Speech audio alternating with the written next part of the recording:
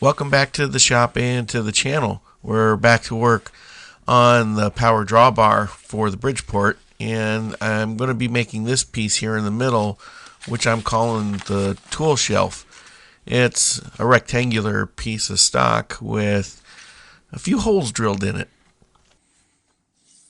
I have this piece here that's roughly the right size. It's about 1/2 of an inch thick. It's about the right length, but it's a bit trapezoidal. One side of it is considerably shorter than the other.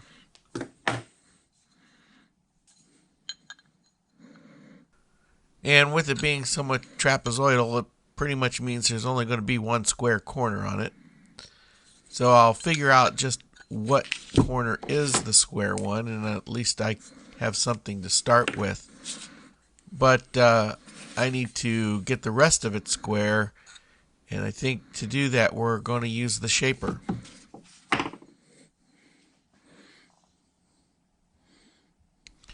Well, I'm going to take this side here that I know is flattish and squarish, and I'm just going to put that in the bottom of the vise. And this top edge here has quite the slope on it. So I'll go ahead and use the shaper to at least get it parallel or more parallel with the bottom edge. Well, the last time I used the shaper, I wasn't really satisfied with the surface finish. So I've got this small pink stone here. I'm going to just put a little bit of a hone on the cutting edge of this tool.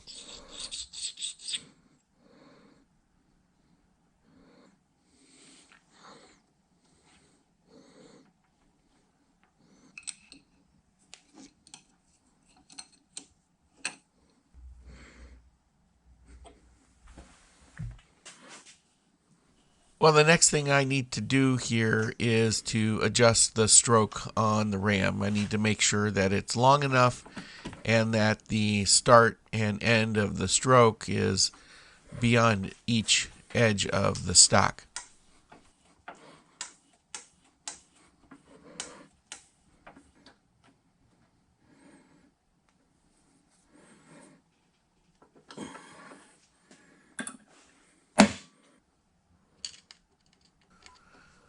With the stroke all set, now I'm just moving the tool head down to where it's going to be near the high end of the stock. We'll touch off and then we'll feed in a little bit to start squaring this piece up.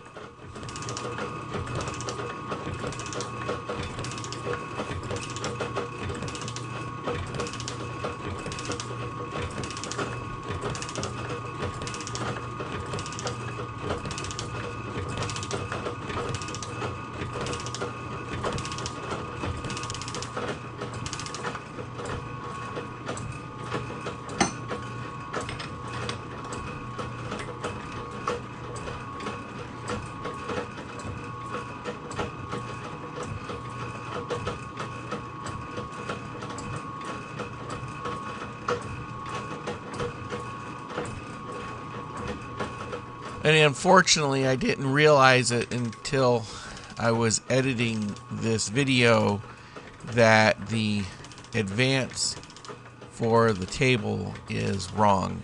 It's advancing as the cutter is moving forward, and it should be advancing as the ram is pulling back. I'm not sure exactly how I missed that, but it obviously didn't affect the finish too badly, otherwise I would have noticed it.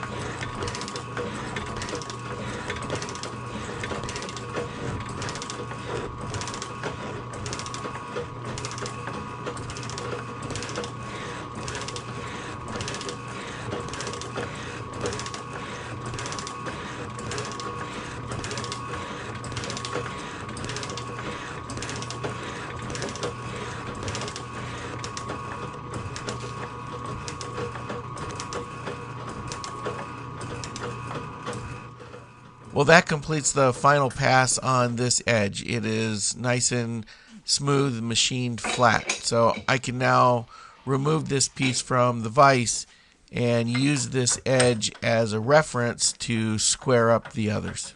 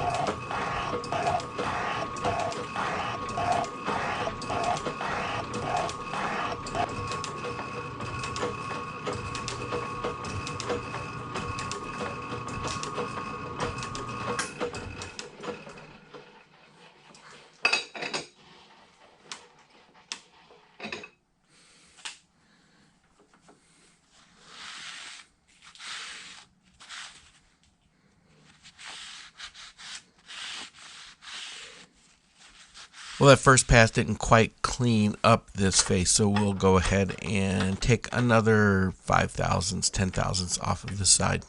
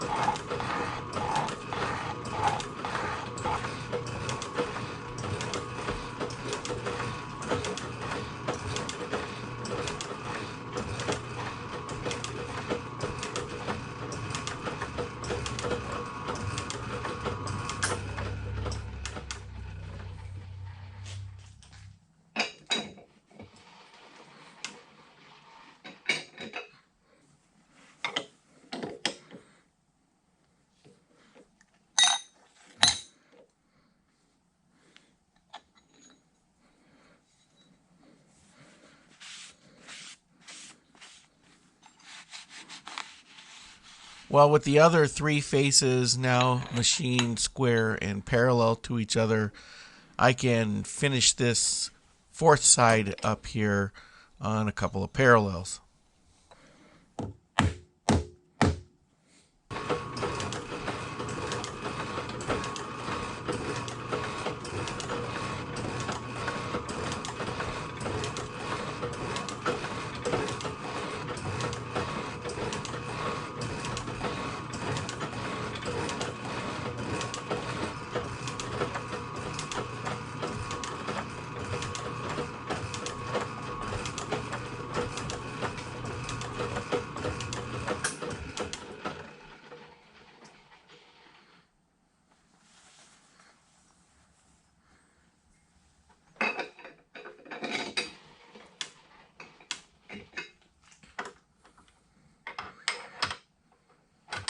Well, with this now square, all four of these edges here square or parallel to each other, I'll move over to the Bridgeport to square up the ends.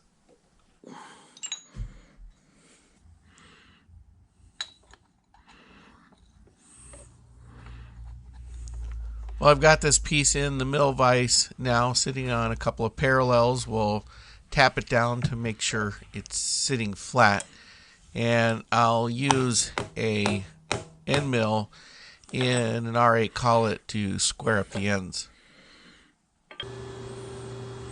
I always have a hard time figuring out or remembering what my RPM should be, so I use this application. It's free, you can download it. I have no affiliation with them, called FS Wizard, and you just enter in what kind of end mill you're using, how big it is, what's the diameter, and it will tell you what the RPM of your mill should be and what an ideal feed rate should be. Some of the speeds that it calculates, I think, are geared more towards the CNC operator, but I think you can get a pretty decent baseline by starting there.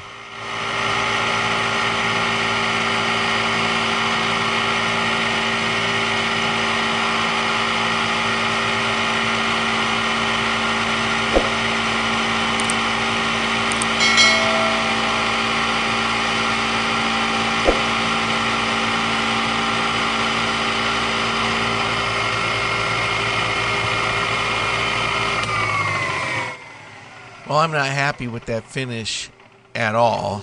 So this end mill, these are all used end mills. This one must be dull.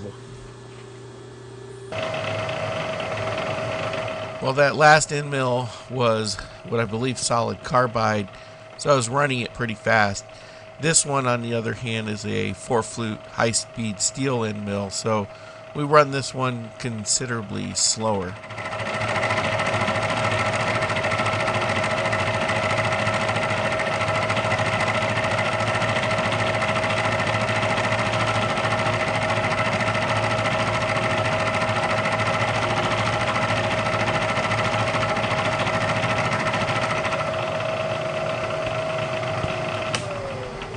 And that is a much, much better finish.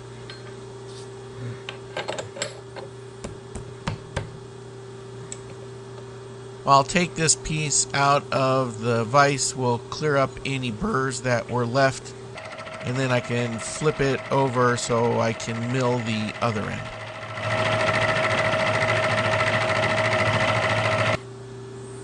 Bringing my calipers in here, I want to get a measurement on this so I can see how much material I want to remove to shorten this a bit. And I cut this on the bandsaw. I left it a little bit long. I was targeting 4 3/4 inches. It looks like I'm about 10 thousandths shy of hitting that. Well, with the piece cut to size, I'll loosen the vise so I can move it over more toward the center so it's balanced in the vise jaws, so I can start boring the 3 holes that go in the top of this.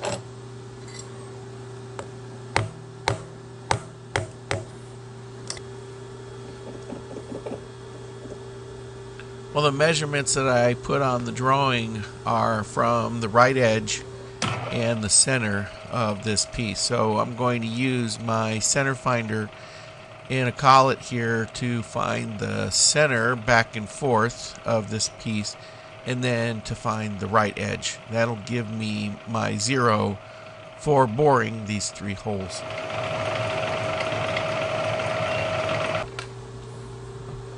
I'm going to start with the center hole, so I want to hog out as much material as I can. I'm going to drill these out with some Silver & Demings drill bits, but of course I'll start with the center drill.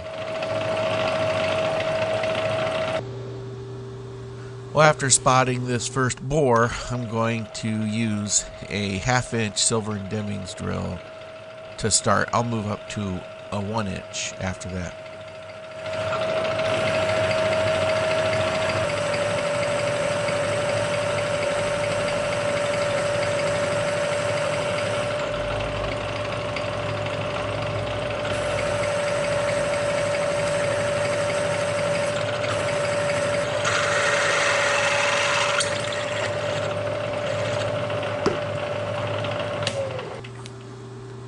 switching out here to a 1-inch drill, and that should hog away enough material that I can get a boring bar in there.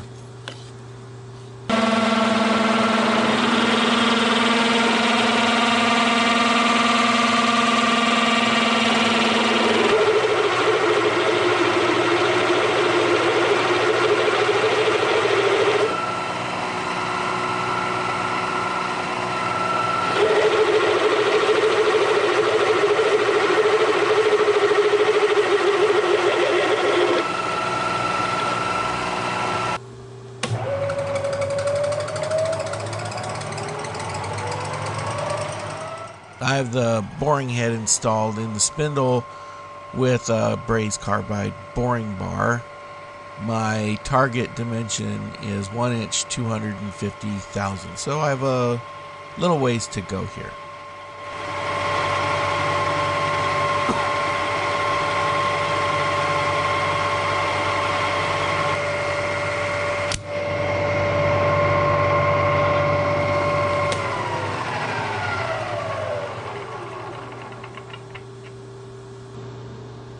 I want to see where I am with this bore so I can figure out how much further I have yet to go. So I'm using a telescoping snap gauge here and a 1 to 2 inch micrometer.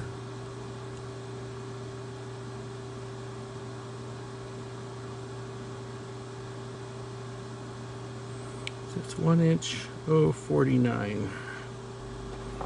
Well, I still have about 200 thousandths to come off the diameter, so we'll go ahead and dial in about 30 thousandths here and take another pass.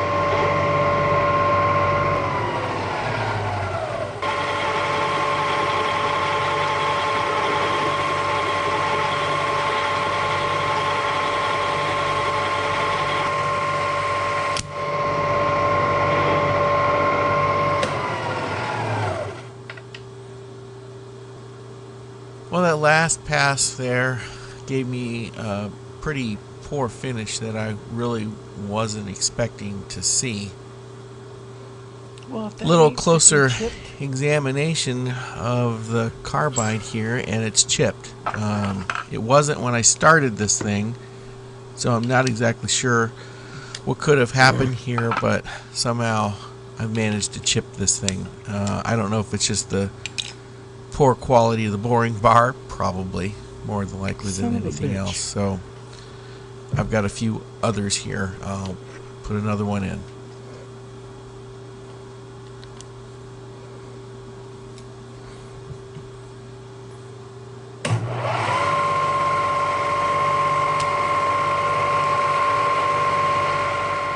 Well, I've got another boring bar in here. This one looks like it's still in good shape. We'll have to keep an eye on it.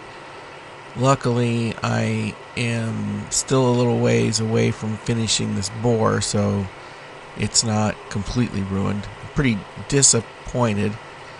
I don't know if it's something I'm doing, just the way I'm running this thing, or if it's just poor quality. Maybe a combination of all of those things.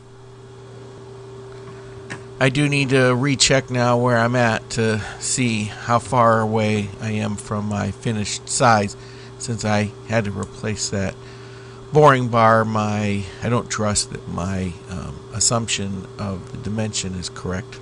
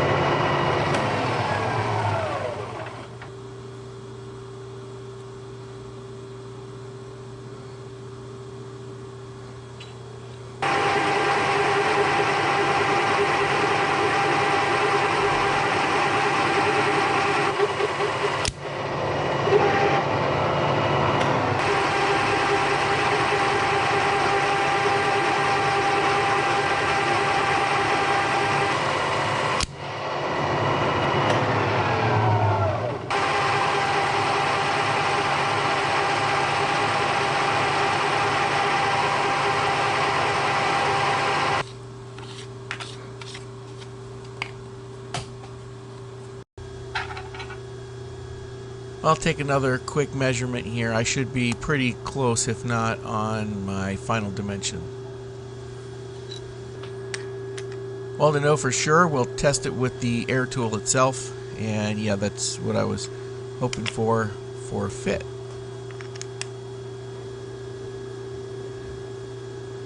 The last thing I want to do on this center bore is to chamfer the edge. I've got this very large zero flute chamfering bit that I got at an auction sometime last year. So it should do nicely to give me a nice, deep, generous chamfer there to at least come a little closer to the curvature of the casting on the air tool.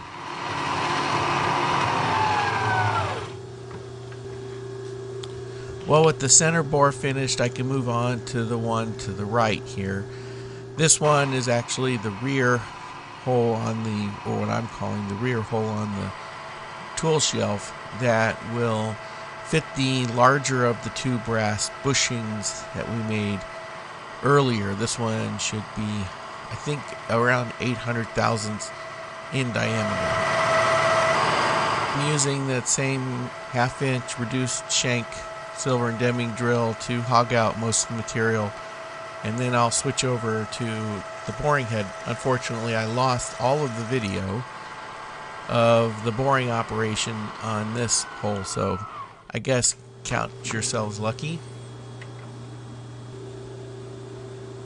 Well, I did manage to find the video of this last bit, so here is the final measurement of this bore. It's going to be just slightly less than the diameter of the large bushing, so that I get a little bit of a press fit.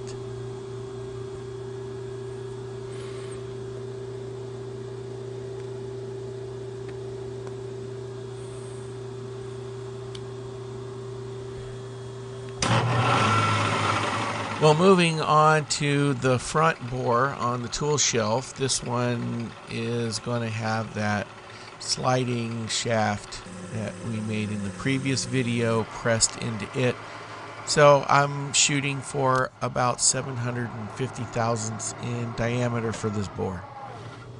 I will grab that piece that we made in the last video and give it a quick test fit. It should want to go in but not go in, and that looks like the fit that I'm looking for. I'll end up pressing that in with some Loctite.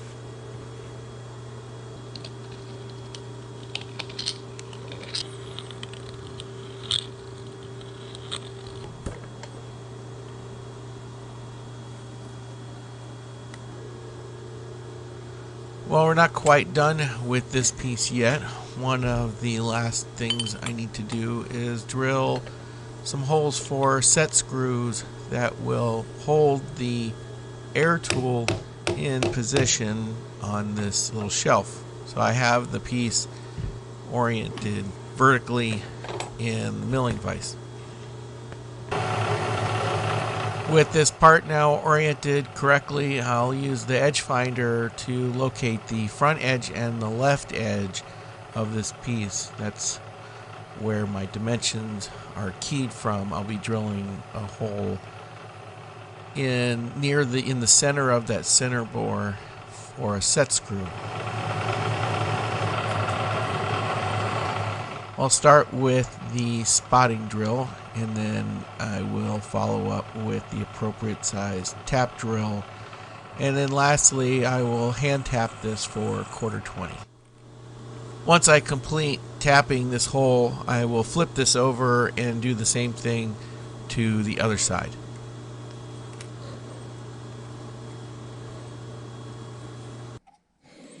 Well, my drawing calls for these corners to be radiused at 250 thousandths, 1/4 of an inch, and this is purely an aesthetic feature.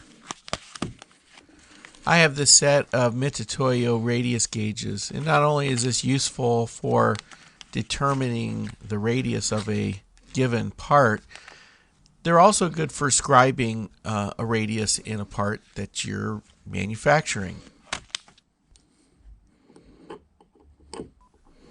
Well, using these is as simple as lining up the edges of the gauge with the edges of the part. This is no need for ultra precision here. Close enough will be close enough, and then I just want to mark in the blue dye with a scribe.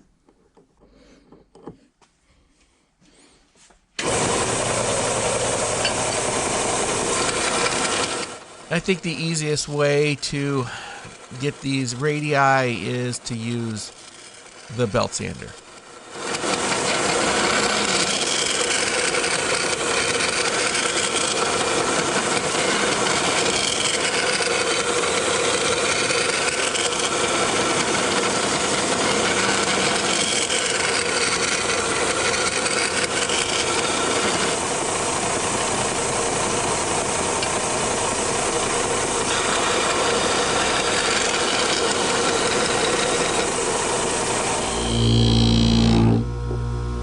In a few minutes here on the Scotch-Brite wheel to get rid of any of the grinding marks from the sandpaper.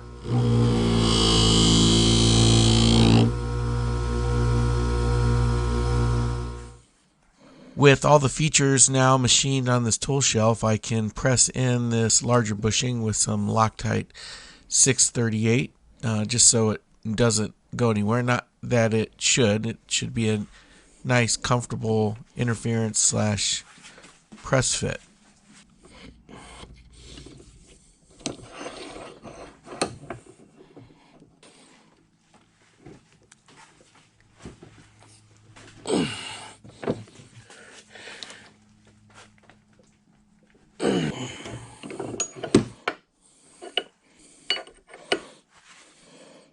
The same thing now with the guide shaft that's got the bushing already pressed into the bottom of it.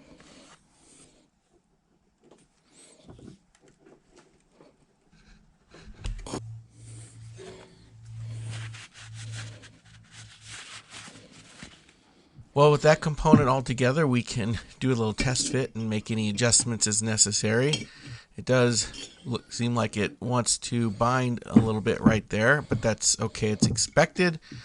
I'll grab an Allen key wrench and loosen up one of the vertical shafts here. And once I loosen that up, I'll readjust it here, and we can see that that cleared up any irregularities, and it is moving on here really nicely.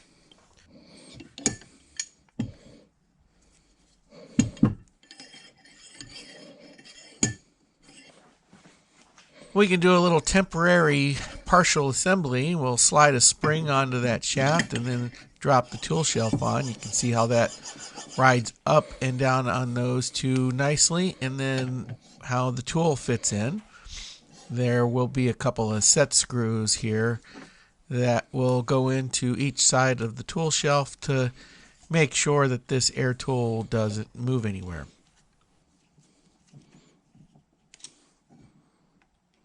think that completes all of the machining for this component, and I think we're going to call this the end of the video. I do appreciate you watching. If you enjoyed this, give it a thumbs up. Drop a comment down below. I do read all of the comments. I try to reply to all of them.